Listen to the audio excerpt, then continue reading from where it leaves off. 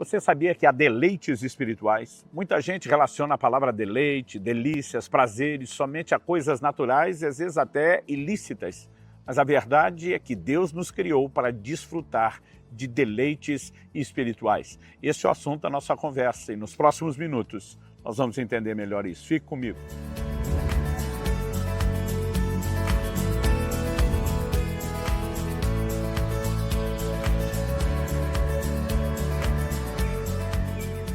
Estou hoje em Puyallup, estado do Washington, nos Estados Unidos, passando para trazer mais uma palavra ao seu coração. No Salmo 16 e no verso 11, Davi diz: Tu me farás ver os caminhos da vida. Na tua presença, plenitude de alegria, e à tua direita, há delícias perpetuamente. Ele exalta o fato de que na presença de Deus não só alegria, mas a mais cheia e completa medida de alegria e realização pode ser experimentada nesse lugar. E ele não fala da alegria apenas como uma espécie de um sentimento etéreo, vago, subjetivo, espiritualizado. Ele traduz isso de forma prática quando diz assim: à tua direita há delícias perpetuamente. Em lugar delícias, leia-se deleites, leia-se prazeres. Deus tem criado o homem como um ser que tem três partes distintas. 1 Tessalonicenses capítulo 5, verso 23, diz: e o vosso espírito e alma e corpo sejam conservados irrepreensíveis até a vinda do Senhor. Existem deleites na dimensão natural e física do corpo? Sim. O paladar, por exemplo, é um deles e muitas vezes saboreando a comida nós podemos nos deleitar. Esse é um de vários exemplos. Existem deleites emocionais? Sim. Há alegrias, há realizações, sejam situações familiares, sonhos realizados, mas no plano espiritual também existem deleites e, na verdade, não apenas esses existem, mas eles são os superiores, os mais completos, aqueles que mais podem produzir em nós realização. E acredito que muitos de nós temos vivido alheios a essa verdade, sem experimentar, pelo menos na prática, às vezes até sabemos na teoria, o que é a percepção dos deleites espirituais. E acredito que há um motivo para isso. Nós sofremos muita concorrência, inclusive pela busca de outros níveis de prazeres, que são aqueles que estão mais relacionados à questão natural e da carne, ainda que não sejam necessariamente os pecaminosos. Quando eu olho para as Escrituras, eu vejo, obviamente, advertências em relação a isso. A palavra de Deus nos mostra a possibilidade de que pessoas de fato supervalorizem os deleites. Antes da conversão, nós éramos chamados de escravos de todo tipo de prazeres. Mas mesmo depois da conversão, a Bíblia fala de pessoas que se tornaram mais amigos dos prazeres do que amigos de Deus. Para alguém ser mais amigo dos prazeres do que de Deus, pressupõe-se que já entrou num nível de amizade com Deus, ainda que essa esteja sofrendo dano depois. Portanto, isso significa que, de alguma forma, alguém que já esteve mais próximo, mais íntimo, deixou de estar tão próximo de Deus, porque se tornou mais amigo dos prazeres. Costumo dizer que temos a inclinação de querer ser amigos daqueles que nos agradam. Então, esse tipo de gente já se deixou ser agradado por Deus e agora está buscando o seu aprazimento nos prazeres. E repito, quando falamos de prazeres, não precisamos necessariamente falar de pecado ou coisas ilícitas, embora Hebreus, no capítulo 11, no verso 25, fale dos prazeres transitórios do pecado. Existe prazer no pecado? Claro que sim, senão ninguém pecava. O problema é que ele é transitório, a conta é alta, o resultado é trágico, é drástico. No entanto, nós precisamos entender que há um lugar de profundos deleites que muitas vezes nós estamos distraídos por causa do anseio e da busca por deleites apenas em fontes erradas. Em Tiago, no capítulo 4, no verso 1, a Bíblia diz: de onde procedem as guerras e as brigas que há entre vocês? De onde, senão dos prazeres que estão em conflito dentro de vocês? Outro dia alguém me disse: mas pastor, prazer não dá conflito, dá realização. Eu falei: dá realização depois de ter alcançado, embora muitas vezes a realização, em alguns casos, não seja nem um pouco duradoura. Mas quando estamos almejando conflito conosco mesmo, conflito com os outros, às vezes conflitos com Deus, quando o culpamos pela não realização desses anseios da nossa parte, e a verdade é que muitas vezes nós não apenas nos distraímos, mas na verdade nós passamos a estar num ponto de percepção de prazeres que nos rouba a capacidade dos mais profundos níveis de prazeres. Então, deixe-me dar uma ilustração. Algum tempo atrás, alguém me perguntou por que é que você tem se dedicado tanto nos últimos anos à prática do jejum, de forma recorrente, insistente, né? Jejuns prolongados. E eu lembro que eu falei para essa pessoa, falou, olha, o jejum tem me ajudado em muitas coisas, em muitas áreas, mas uma delas é a percepção dos deleites espirituais. Eu me lembro dessa pessoa me olhando e dizendo, me fale mais sobre isso.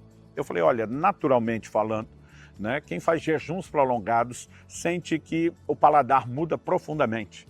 Provavelmente não apenas por causa da desintoxicação, da limpeza que o corpo passa, mas até por aquela falta de enxurrada, né, de tantos tipos de sabores no paladar, e uma percepção se desenvolve. Então as pessoas dizem que água, por exemplo, não tem gosto, e quem faz jejum prolongado discorda, né? Uma água com pH mais alto tem o gosto mais salobra, uma que é mais rica em minerais vai ter um gosto mais metálico. Às vezes nós estamos em lugares onde é difícil beber água porque o gosto não parece realmente agradável, e uma dica que se costuma dar é que normalmente para as pessoas fazem jejuns prolongados, às vezes se coloca um pouco de limão na água. Numa dessas ocasiões provei, né, um suco de limão, e quando eu provei aquilo ele estava doce.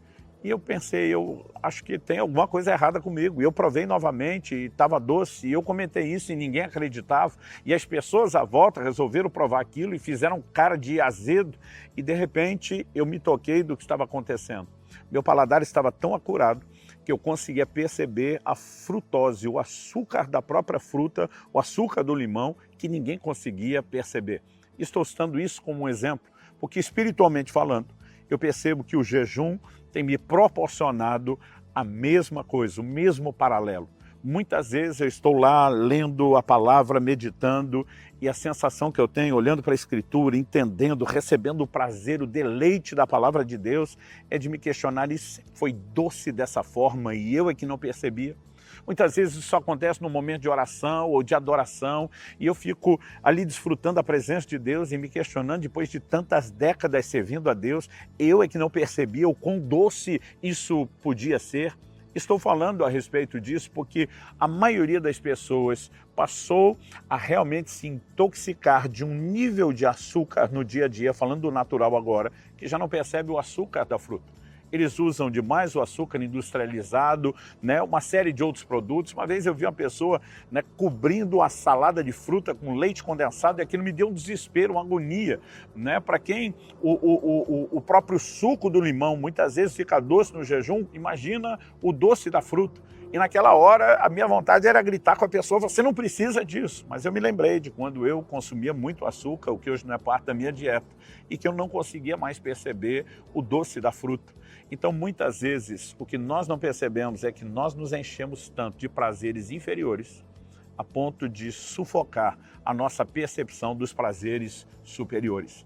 E aí que eu acredito que eu e você precisamos entender a importância do jejum e da abstinência, né, na prática da vida cristã como uma das disciplinas espirituais. Evidente que quando Deus fez os alimentos, Ele não fez pensando apenas na subsistência, Ele também o fez pensando no prazer. Ele caprichou em toda a variedade, né, de alimentos, de frutas e de sabores, e nós podemos entender, olhando para a palavra de Deus, que é possível ter deleite. O que nós não podemos imaginar é que fomos criados para viver só nesse nível de deleite e que não há nada que seja melhor do que isso. Então, muitas vezes, nós deixamos de perceber que a Escritura nos mostra que há deleites que são lícitos, eles não são necessariamente pecaminosos, mas muitas vezes seria importante que a gente desse uma pausa neles. Por exemplo, quando olhamos para as Escrituras, nós percebemos o apóstolo Paulo falando em 1 Coríntios, no capítulo 7, no verso 1, que cada um tem a sua própria esposa, cada mulher tem a seu próprio marido, e diz por causa da imoralidade, ou seja, todo relacionamento de intimidade física e sexual que não acontece dentro do casamento é tratado na Escritura como imoralidade, seja a fornicação entre solteiros, seja o adultério de alguém que se envolve com quem não é o cônjuge. E Deus, quando olhamos para a vida de intimidade do casal, não pensou apenas na reprodução. Porque em 1 Coríntios, no capítulo 7, no verso 5, Paulo fala de uma frequência da vida sexual que não é meramente para a reprodução. E diz, não vos priveis um ao outro, a não ser por mútuo consentimento. E ele apresenta a única razão, para vos dedicardes à oração e depois novamente vos ajuntardes. Quando Paulo está falando dessa frequência, ele demonstra que aquilo foi dado para prazer, para deleite, não meramente para reprodução. Mas ele diz que a única coisa que justifica uma pausa desse momento de deleite do casal, ele diz, é se vocês de comum acordo quiserem se dedicar à oração. Isso não significa que o casal não possa orar quando no dia a dia está vivendo um avivamento na área da sua intimidade. Mas isso significa que se quer entrar num lugar profundo, e a expressão ali é dedicar, então a ideia é, pausa o leite condensado, para que você possa resgatar a percepção do doce da fruta. Muitos de nós temos vivido vidas cristãs superficiais, marcadas pela religiosidade, por uma tentativa de viver o que Deus planejou, baseada somente em esforço, e mal temos entendido que são as ferramentas e princípios espirituais que nos ajudariam, e muito menos o que é a dimensão de deleites espirituais que está à nossa disposição. E nós podemos intencionalmente, simplesmente nos posicionar e dizer, vou interromper essa dimensão de prazeres lícitos, vou diminuí-los de forma ocasional, mas vou fazer isso intencionalmente para me dedicar à busca da percepção daquilo que é espiritual. Se nós de fato começarmos a levar a sério o que a palavra de Deus ensina sobre deleites espirituais, nós poderemos desfrutá-los. Mas isso não vai acontecer apenas porque é o anseio de Deus, isso não vai acontecer de forma espontânea ou automática, precisa ser intencional. E eu e você temos que nos posicionar. Em alguns momentos será fazer morrer a carne, seu anseio por gratificações, será abrir mão até daquilo que é lícito e não é necessariamente pecaminoso, para que a gente possa desenvolver uma outra percepção. Recapitulando e usando o exemplo que já dei, tirar o leite condensado, para poder resgatar a percepção da doçura da fruta. Parar os